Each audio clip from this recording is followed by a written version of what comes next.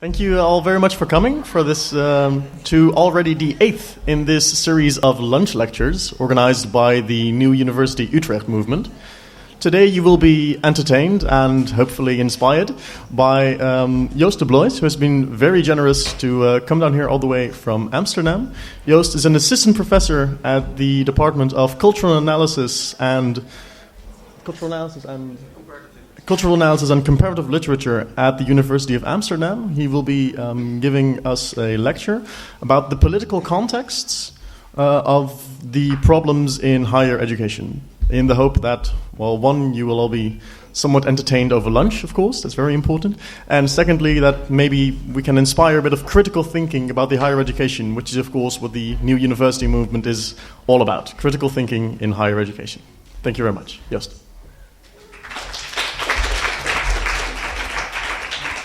Okay. Well, first of all, thank you for inviting me, of course. So, as you said, I would like to address the political aspect of, or rather the political context in which the current turbulence, if you like, at the university is taking place. Because I believe that what is happening today at the University of Amsterdam, but also at many other universities in the country, is not internal to the university. I think that the struggles that take place today at Dutch universities actually refer to a much broader context. A context that is, I think, the result of 25 years of policy making. So basically what I would like to do today is to ask the question, what do we actually demand, for example, when we demand more democratization or more transparency, etc.? Against which context, against which political system, if you like, are we actually arguing? And do we have the vocabulary to understand what has happened? And perhaps also the million-dollar question, do we have any idea of what an alternative politics actually could look like? So I would like to address all of these questions from an angle that is inspired by, say, a neo-Marxist, post-autonomist vocabulary, which I think is very useful for understanding the broader, say, political mechanisms that are at work today. And I think that if you want to sort of advance the struggle at the university, then we should also or at least we need an analysis of the political economy, if you like, the political context in which this conflict takes place.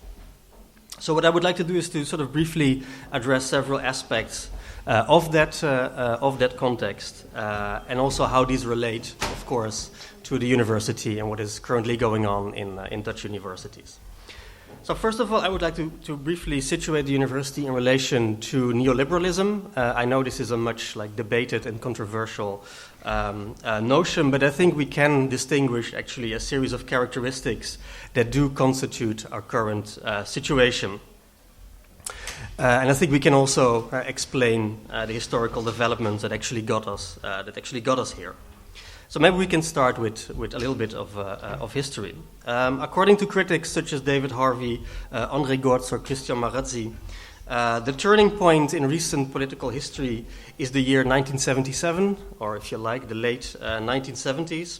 What happens in the late 1970s, according to these critics, on the one hand, is the demise, the disappearance of the traditional left, or the disappearance of what the American political philosopher Jody Dean calls the communist horizon, or the socialist horizon, so the implosion, not so much in the East, but within the Western, say, political discourse, of the socialist, communist vocabulary.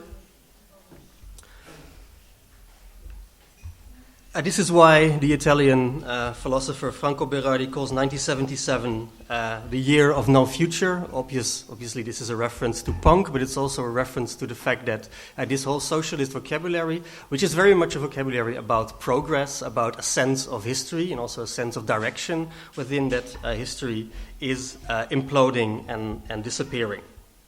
So this disappears as a critical discourse, if you like, in the late 1970s, or at least as a dominant political discourse. Of course, it hasn't, completely vanished.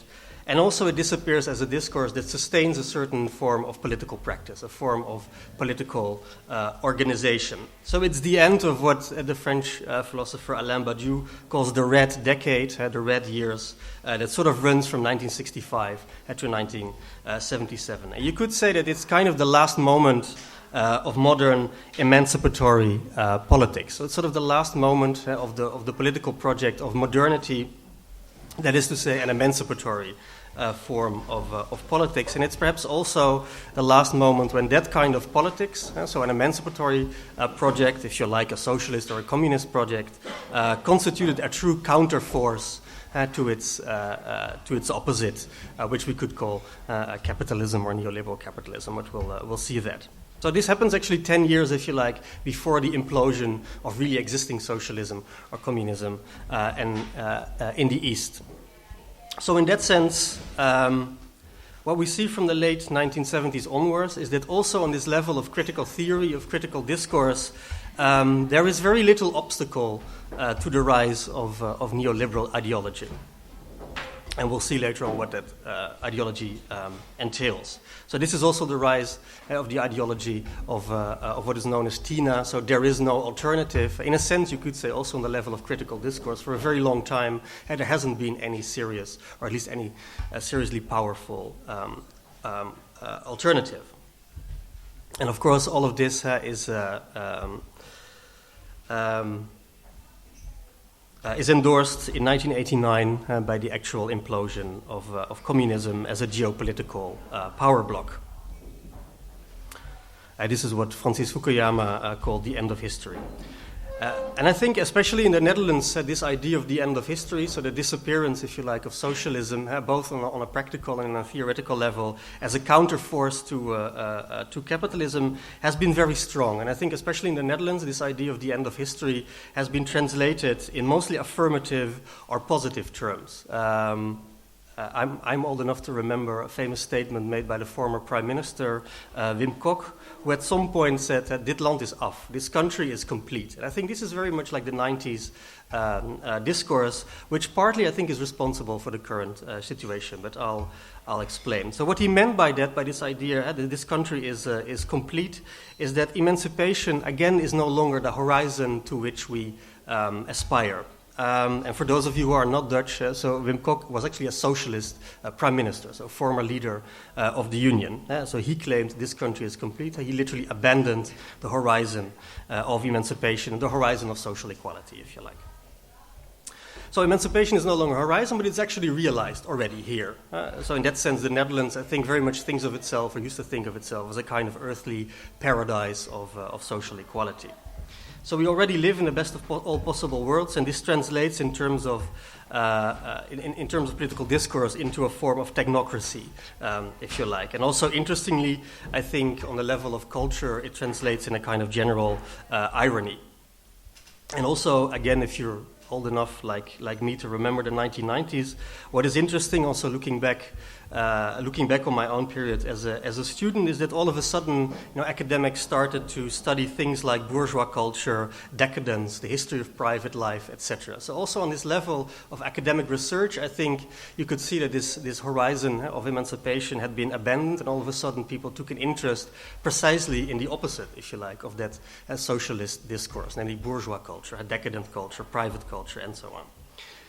And I think that what we are living now, or what we are going through now at various universities in the Netherlands, but also I think sort of more broadly speaking, is a shifting away from that particular kind of hegemonic discourse of the end of history, of, again, I have to quote Wim Kok, the fact that this country is complete and that we've reached a state of absolute equality, and so on. And I think that transition is sometimes painful.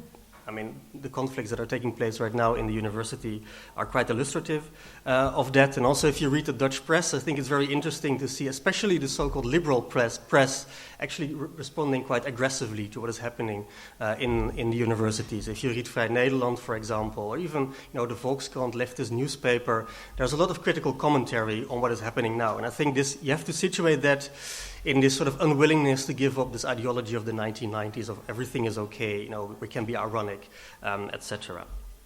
It's actually interesting that, for example, one of the first national newspapers to support the occupation of the Maagdenhuis of the University of Amsterdam was actually the Telegraaf, which is kind of the Dutch, version of the Sun or the Daily Mail, a tabloid newspaper.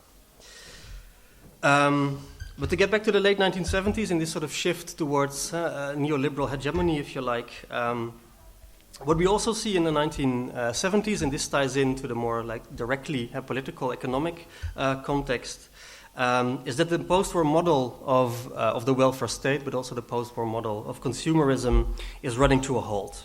And capitalism starts to look for new markets, or perhaps better, new ways of value extraction. So new ways, basically, of making a profit. And as we will see, one of the most important ways of making those profits is financialization. And in one of his books, the Italian philosopher Christian Marazzi provides sort of the turning point for that shift towards financialization, as he explains that the city of New York in 1976, I think, again late 70s, goes bankrupt, so has to look for new ways of making money, and it does so by privatizing the pensions of the civil servants of New York. And for Marazzi, this is a first sort of pivotal turning point towards the financialization of the private sector. So the new markets that are found in the late 1970s are in fact very peculiar, if you like. They're not really markets. They're actually they actually refer more, you could say, to a primitive form of capitalism, which is described by Marx as primitive accumulation, which is to say the expropriation of the public good, or the appropriation by private capital of what is also known as the commons, for example. So the privatization of pensions, I think, is a good example of how neoliberal capitalism functions. So it's not so much the creation, if you like, or the exploration of new markets. It's actually creating value by appropriating, or perhaps better still, right, expropriating the public good. So in a sense, neoliberal capitalism from the 70s onwards is trying to bypass labor, if you like. And so for Marx, surplus value is created foremost by labor. Basically for Marx, surplus value is simply a form of unpaid overtime. The laborer always works more than he gets paid for. But that model sort of breaks down in the 70s, in the late 70s, and neoliberal capitalism starts to look for new ways of extracting value, of accumulating capital, and it finds it in this form of expropriation, if you like, of the common good. So in a sense, you could say neoliberalism is a return to forms of primitive accumulation, and these are presented as privatization. Now, of course, this idea of privatization also entails that the obstacles to that form of privatization, namely the welfare state and all the institutions of the welfare state, basically the results, if you like, of 150 years of social struggles, such as the unions, for example, leftist political parties, etc., these also need to be dismantled. So what we also see in neoliberalism is a dismantlement of any buffer, if you like, between workers, between citizens, people, if you like, and market forces. And so we see this kind of immediate exposure to what Christian Marazzi also calls the violence of the market. So in that sense, the neo and neoliberalism is a kind of return to a pre-socialist world. And also I think what is important, and we'll get to this also relates to the university, is that it forces workers to think like capitalists. There is a kind of perverse relation, if you like, between workers and capital at the core of neoliberal ideology, and namely that workers are forced to think against themselves, if you like. If your pension is directly dependent on the market, if your pension is directly dependent on the financial markets, then you are sort of forced to think like the market, if you like, and you no longer think only based on your own interest as a worker, so to say. Now, as David Harvey, for example, also underlines, there is a paradox at the heart of this neoliberal project, namely that on the one hand there is this rhetoric of the free market, but on the other hand the free market involves a great deal of state regulation. This is already present in Michel Foucault's seminars from the late 1970s, for example, but it's an idea that's picked up, among other people, by David Harvey. So the free market, in reality, is actually heavily regulated and heavily dependent on the state. So in that light, you could say that the economic globalization that also kicks off in the late 1970s is very much a political project. It's not so much about free trade, etc., but it's actually a project that is forced upon countries, upon populations by politics. So what is characteristic, right, about that market regulation is that it tries to enforce a form of what you could call real subsumption, namely it tries to transform everything into a source of direct value extraction, of direct capital accumulation. And this is what is meant by the privatization, right, of the public domain, including the university. So the university itself becomes a source for direct value extraction. And this is a great shift, I think. This is an important shift, and we're sort of in the middle of the consequences of that shift. But if you read, for example, a philosopher like Louis Althusser in the 1960s, he analyzes the university as what he calls an ideological state apparatus, namely that what the university does for Althusser is that it guarantees the reproduction of relations of production. So what the university does for someone like Althusser is that it sort of provides workers, or it provides intellectuals that sustain the capitalist system. But this provides the university with an indirect role. So the university provides the reproduction of relations of production, but it's not itself directly, immediately part of those relations of production. So what happens from the late 1970s onwards is that the university actually becomes part and parcel of those relations of production. So the university becomes, or at least is forced, if you like, to become itself a source of surplus value. So it becomes a source of capital accumulation. So the university becomes what Marx calls a knowledge-mongering institution. It becomes a business itself. And this doesn't happen naturally, right? It's not the result of a natural process, but this is actually part of policies. So not only this affects how the university functions, but it also affects the place or the role of the university in society. And I think we should not underestimate the fact that neoliberalism, I think, is also profoundly anti-bourgeois, if you like. It's a breakaway with, say, capitalism as we might still imagine it, so 19th century, 20th century, say, bourgeois capitalism. Of course, the university has never been outside of capitalism. I don't think we should be too sentimental about that. I mean, there has never been such a thing as an ivory tower, of course. The university has been precisely an institution for the reproduction of the mode of production, of the relations of production. It provided bourgeois capitalism with its ruling class, if you like, but precisely because of that, the university was part of society. So the university was a place for Bildung, for citizenship, and so on. This also had an emancipatory side, of course, but it was very much part, so the status aparte, if you like, of the university, the fact it was a fairly marginal institution in relation to capitalist production, had a lot to do with the role that bourgeois capitalism actually granted to the university. Now, neoliberalism is sort of a breakaway with that form of capitalism, and therefore also, I think, greatly affects how the university functions within society. So neoliberalism, I think, is profoundly anti-bourgeois. It's also profoundly anti-egalitarian. So the whole point, if you like, of neoliberalist ideology or neoliberalist politics is the maximization of capital accumulation. And the Occupy movement, I think, wonderfully translated this in terms of the 1%. So what does neoliberalism does? Well, it works in the service of the 1%. It's about the maximization of capital accumulation. It's a kind of winner-takes-all system. And again, this affects, I think, the university. So this continuous search for the maximization of profit, among other things, right, but it results in what is known as audit culture, so the fact that you continuously have to, if you like, justify what you are doing in order to maximize potential profit. And also this whole discourse of continuous change, I think, is very much part of that. So it's not continuous change in the sense of, progression or we are attaining some sort of historical horizon. It's continuous change in order to maximize profit. So in that sense, I think neoliberalism is also profoundly anti-modern. So it's a breakaway with the project of political modernity, which I think still is a project of emancipation, of equality.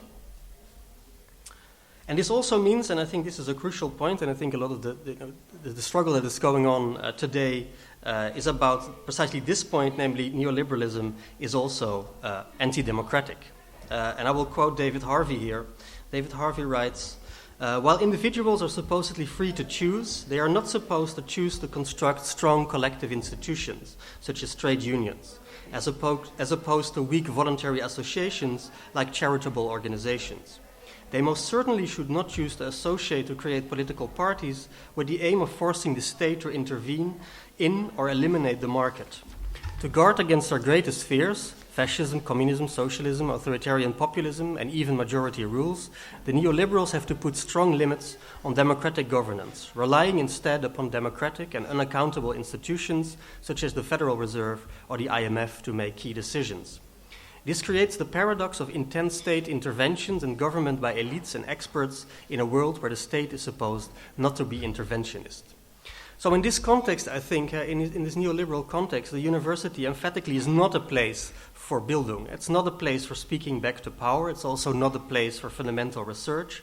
And this is not merely a regrettable trend, if you like, in contemporary politics, but I think it points to the fact that precisely that under neoliberal rule, if you like, we have moved to a type of authoritarian capitalism that has already broken with the project of political modernity. So I think that neoliberal capitalism actually breaks with notions such as democracy, citizenship, equality, equal rights, etc. So therefore, I think to consider what is happening today in the Dutch universities as a struggle exclusively within the university makes no sense. I think it is profoundly a political struggle. And I think another aspect that constitutes the backdrop to these struggles is the transition from what is known, the transition from Fordism to what is known as post-Fordism. And this relates to the mode of production of neoliberal capitalism. So Fordism basically is the capitalism of the assembly line, if you like. It's based on physical labor, it's based on rationalized, specialized labor, and it's also physical in the sense that it's very much located. So Fordist labor, to put it a little bit black and white, right, takes place in the factory from 9 to 5. This also results in the fact that Fordist labor produces a very strong division between work and life, or at least a perceived division, if you like, between work and life. And the effects of this is that it means that life also can be organized. It can be organized along lines of a class identity, a social identity, etc.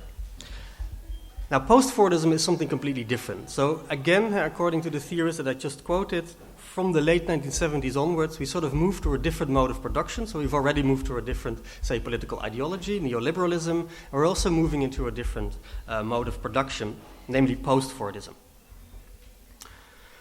So what characterizes post-Fordism? Well, according to the Italian philosopher and sociologist Maurizio Lazzarato, post-Fordism is characterized foremost by what he calls immaterial labor. So whereas under Fordism, labor was physical, under post-Fordism for Lazzarato, we encounter mostly immaterial labor. And it's immaterial on the one hand on the level of content, so what we produce is no longer stuff, if you like, it's no longer commodities, it's no longer objects, but it's actually, in the case of the university, for example, what we produce is knowledge. What we produce are signs. So also, again, think of financial capitalism. What they produce basically is numbers, right? They don't produce things, but numbers. We produce signs, we produce knowledge, but also massively, today, we produce creativity, if you like. And this, I think, this is interesting for the university because it kind of moves the university again to the heart of the economy. And so again, the university used to be this fairly marginal institution, very important, again, for the reproduction right, but still fairly marginal. And with post-Fordism, we see that the university again sort of moves into the heart of the mode of production.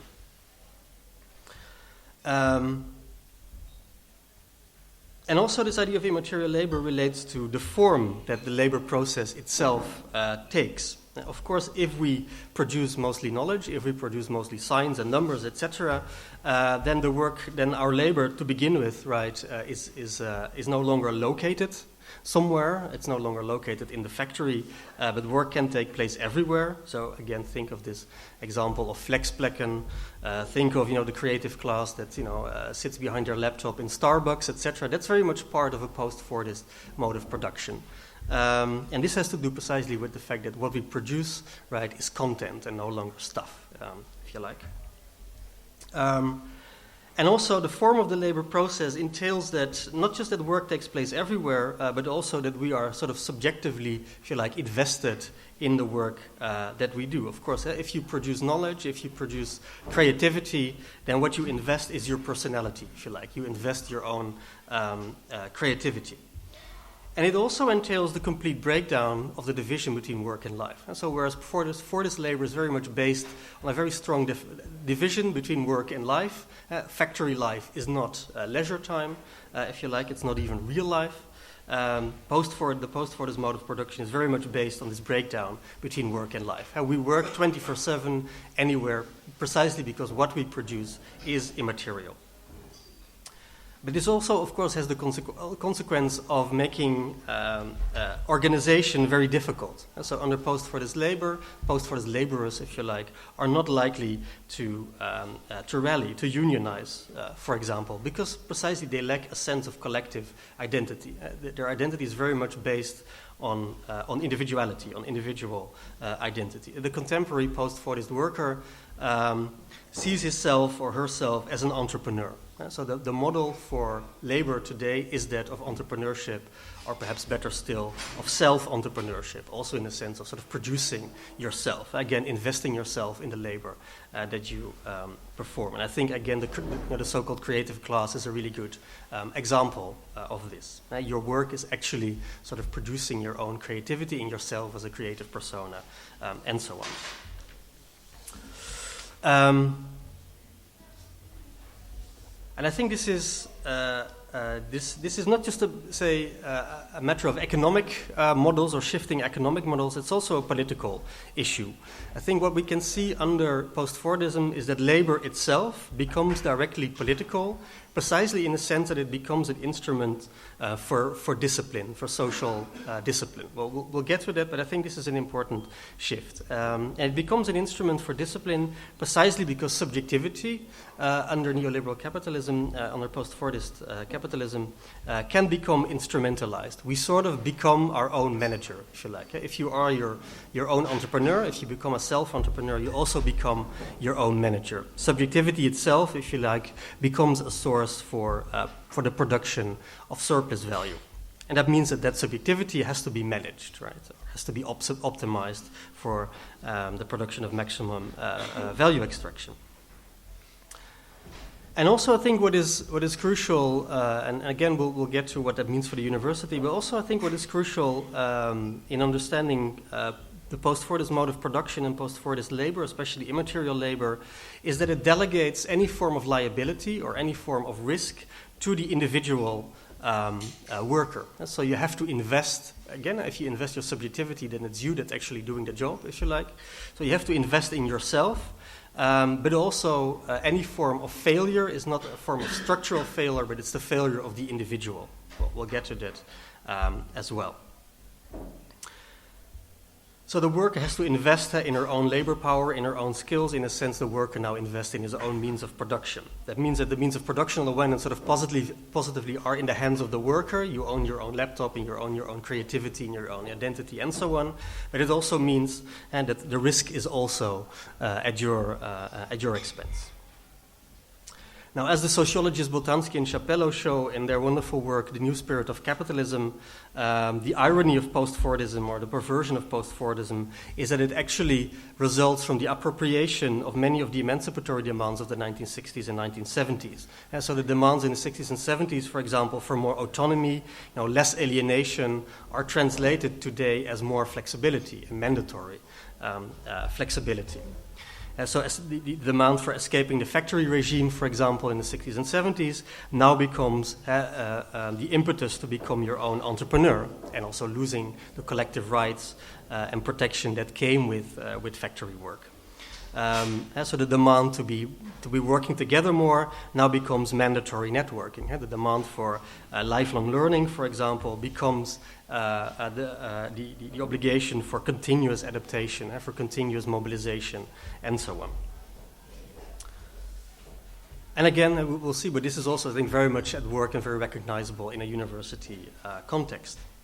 And also, as Boltanski and Chapello point out, this shift towards a post-Fordist mode of production leads to the rise of the managerial class. I mean, part of the critique today is that the university has been taken over by managers. Well, again, I think this is part of a much broader political development. Precisely because neoliberalism slash post-Fordism is this transformation that is internal to capitalism. This is why Boltanski and Chapello speak of the new spirit of capitalism.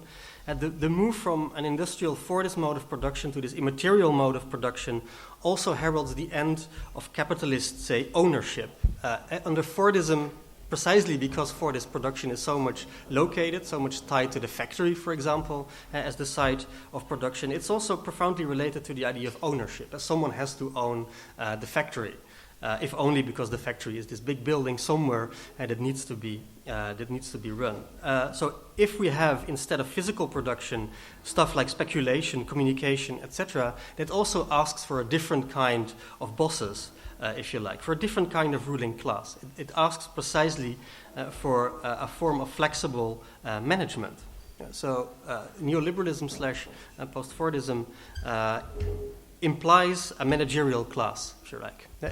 Because it is so much about processes of speculation, of knowledge production, etc., there needs to be a class that manages those processes, precisely because it's no longer tied to location, tradition, a community of worker, and so on. And of course, these processes always boil down to the same thing, namely a continuous maximization of profit. So again, hence the audit culture, hence the impetus for continuous change. And this also led to this sort of peculiar, according to Boltanski and Chapello, a kind of peculiar cosmopolitanism or a kind of consumerist bohemia within the managerial class. The managerial class sort of emulates the international jet set.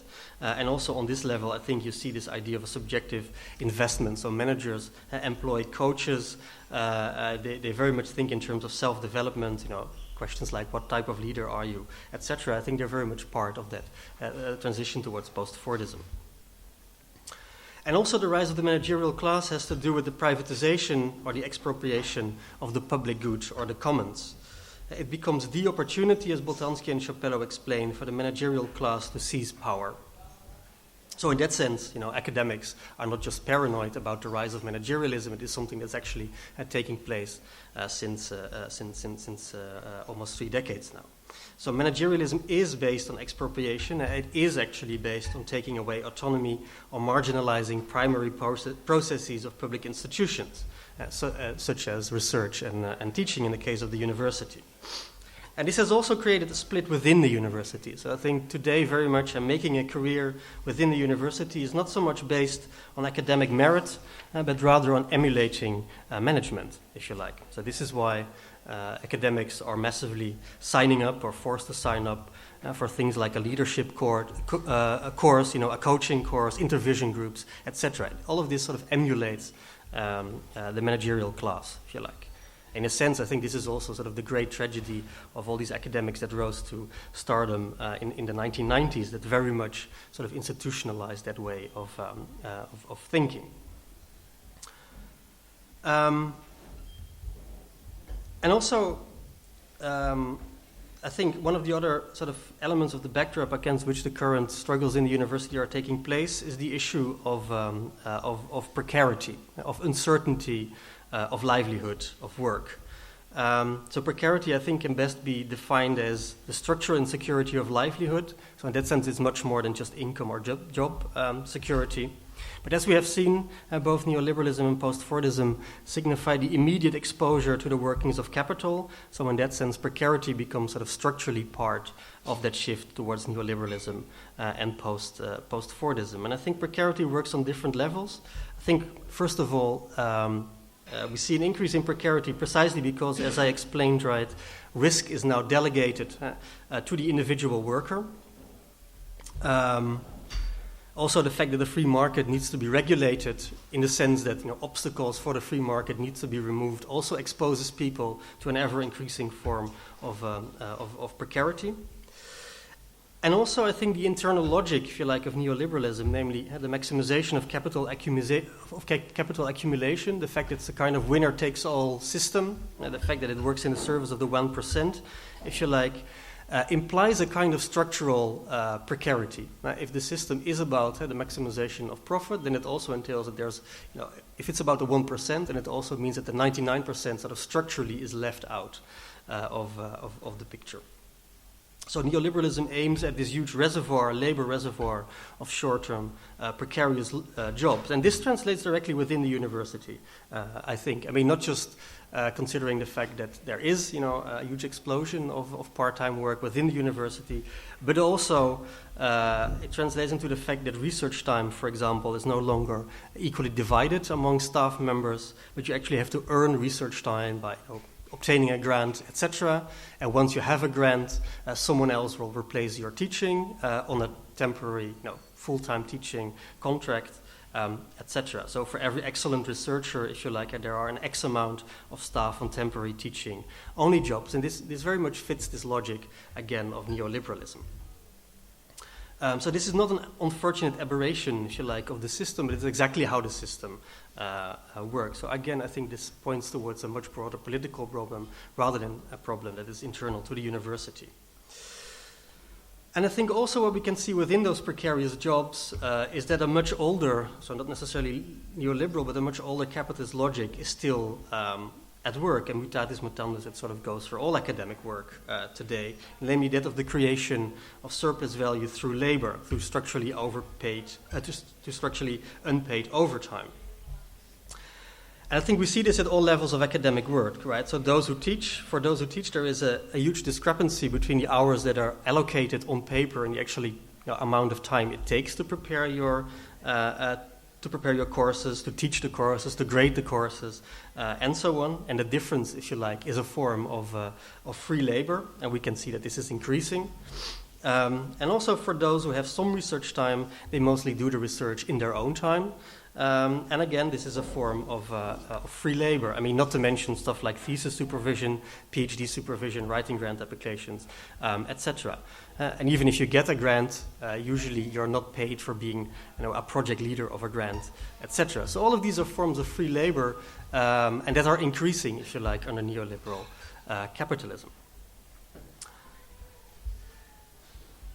And I think this also has to do with this breakdown between life and work under post-Fordism. This structurally cashes in, if you like, on free labor. So the amount of time that is eventually valorized, so the amount of time that you actually get paid for, that's valorized, by capital is limitless, while the amount of time that you actually get paid for in wages is minimal or minimalized. And I think this is also very much part, right, of the complaints that we see emerging now within the university. And there, again, they point to a much broader general mechanism of contemporary capitalism. And this demands for a maximization of capital accumulation. It also entails, as I said, continuous evaluation, and not in the least self-evaluation. And I think this is also part of precarity. So your job is constantly on the line, if you like. You're constantly subjected to forms of evaluation through a kind of rank or yank system, which in the end I think still is market-driven, or at least profit-driven. And perhaps most importantly, precarity takes place on this subjective level, subjective level. So if precarity is the immediate exposure to workings of capital, then it's also a form of individualization, if you like. So you're not subjected to the workings of capital as a class, as a working class, for example, but as an individual. As I said, the risk is delegated to the individual worker. So, for example, right, in the case of an overload of teaching hours, the solution to that is never, reducing the amount of teaching hours. The solution is always that the individual academic takes a course in time management, for example. So, in that sense, the problems are never identified as structural problems. They're always identified as individual problems, and the solution to those problems is always delegated to the individual worker. So the worker becomes a kind of self-entrepreneur, also in the sense of entrepreneur of the self, as I said. The subjectivity of the worker is mobilized 24/7. In a sense that, what is mobilized are our communicative skills, our creative skills, and even our networking, social, and emotional skills. And I think this has very practical consequences. So as I said, if work is presented to us as a form of self-development, then systemic failure becomes impossible. It's always the individual that fails, it's never the system that fails, as the example of the impossible workloads, for example, showed. And also this breakdown of work between work and life makes the worker precarious on this subjective individual level, precisely because work is ubiquitous. It is no longer recognized as work. If you work 24/7, then you no longer recognize what is work and what isn't. And I think this also creates a form of precarity. As the German critic Isabelle Lorey shows, post-Fordism entails a great deal of self-precarization. So as self-entrepreneurs, right, we tend to hold ourselves responsible for our success or failure. We have kind of internalized neoliberal ideology, and we are willing to perform free labor. We are willing to monitor ourselves, to invest in ourselves, in lifelong learning, etc., to invest in our flexibility, and so on, and so on. And this is what the feminist critic Sarah Ahmed calls the promise of happiness. So what keeps the neoliberal mechanism going is this kind of eternal promise of something better. So we are willing to invest in ourselves.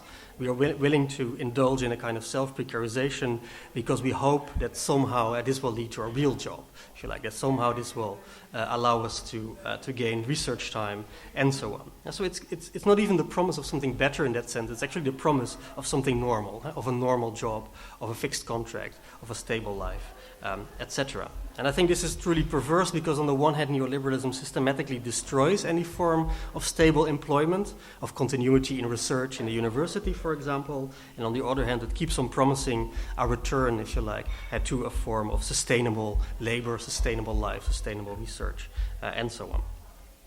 And finally, I think that the issue of precarity or self-precarization has this strong emotional or affective dimension as well. As I said, failure is always delegated to the individual, so it creates a kind of culture, not just a culture of fear, which is a much debated notion these days, but also a culture of shame, if you like. And so failure is always delegated to the individual. It's you that fails, it's you that burns out.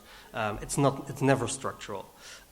If you like. And it also, as the Italian philosopher Paolo Virno shows, creates peculiar affective dispositions. So what you need in order to succeed within the system is a doses of opportunism and cynicism, Virno says. And he uses these notions in sort of very non-moralizing way, but you need to know how to negotiate contingency. You need to know how to be flexible. You need to know how to compete, etc. So it also creates a kind of emotional or affective precariousness, if you like.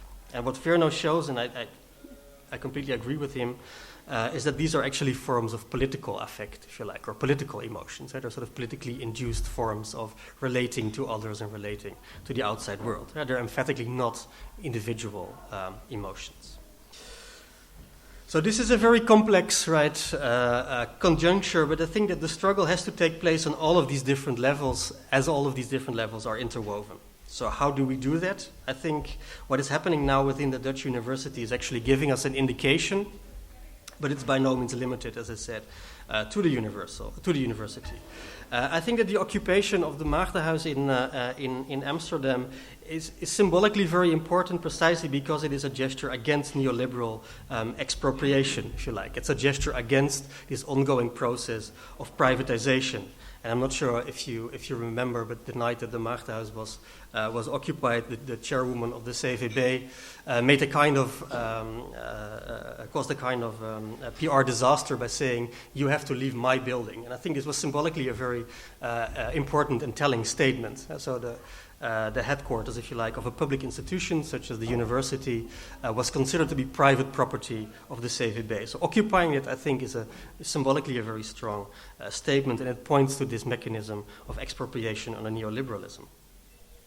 And also, I think at the micro level, if you like, I think the claims for more professional autonomy or simply reclaiming professional autonomy, which is what is behind all these rants against managerialism, if you like, is in fact a rejection of a political system or at least a political ideology that was put in place over the past 25 years. I think what people are rediscovering now, even if it's on a very modest level, but is a kind of constituent power.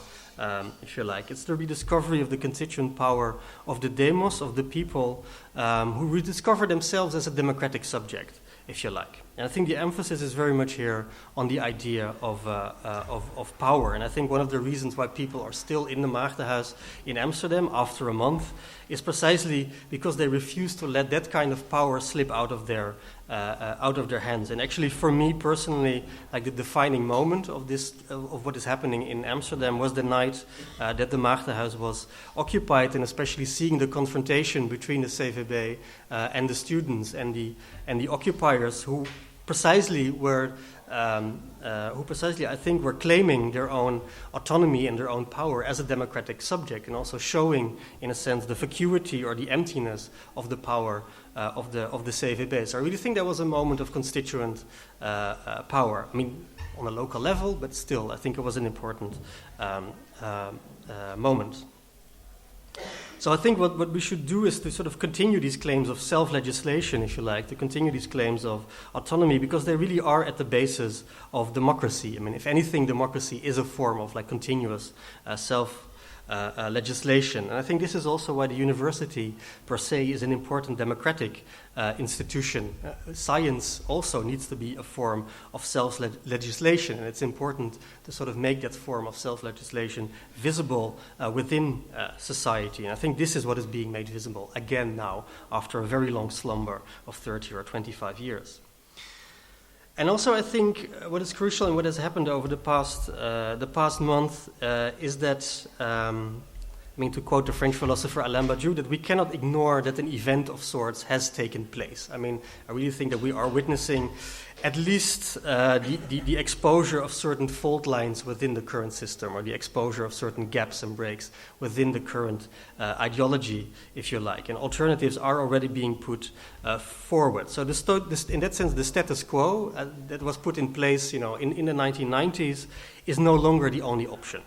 In that sense, we're sort of emerging from Plato's cave, if you like. And I think it's actually an important moment that, okay, at least the opening towards an alternative is there and was made possible. I think that's an important moment. Of course, then the question is, how do you, in Badiou's terms, right, how do you become the subject of that event? So how do you organize in order to make it last? And I think that practically, I mean, in Amsterdam right now, this is sort of the moment that we have reached. So how can we make this struggle last?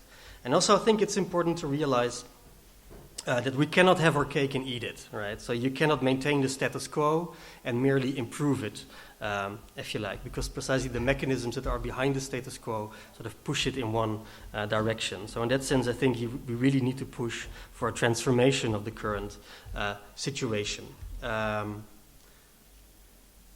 So I think that the current calls for more democratization at the university and an end to flexible contracts, etc. I think they are really calls for a different system or a different ideology, which makes them all also very precarious and very difficult, of course. At the same time, I think we have to also be very wary of calls for a return, if you like, a return to a kind of idealistic version of the university as the ivory tower, if you like. So autonomy, I think, does not mean, or at least should not mean, granting the university again a status aparte, a return to previous hierarchies. I think we should not indulge in the sentimental discourse of the absence of value of academic work. Because precisely the problem today is that value is everywhere. So everything is being subjected, if you like, to the law of value. I think we should also be very wary of this retrograde discourse or retrograde fiction of the academic community, because at least as far as I can remember, there has never been such a thing of an academic community. I mean, there's lots of academics, but I don't think they form necessarily a community. So I think what is crucial today is to situate the current university struggles in a broader national as well as international context, to also remember that in a sense what these struggles are about, if you like, is still a kind of labor issue, right? It's still related to how we define academic labor and also how we define labor in general. So in that sense, I think it's important to form alliances or forms of horizontal organization with other movements in other, formally public sectors or semi-public sectors, such as healthcare, housing, secondary education, etc. So I think it's really important to identify this and to continue to identify this as a political problem. I don't think that the big bad wolf is the CVB or NWO, for example. I think these are all institutions that are merely part of a much broader problem. So in that sense, I think we also should remember that claiming your autonomy as an academic, for example, always refers to claiming your autonomy as a democratic subject. And I think this is where the real struggle actually lies. And more practically, I think that we should stop paying lip service to neoliberalism within the university. And so to sort of stop the mechanisms of self-precarization, to stop divide and conquer strategies, to stop buying into the rhetoric of excellence, leadership, rankings, and so on.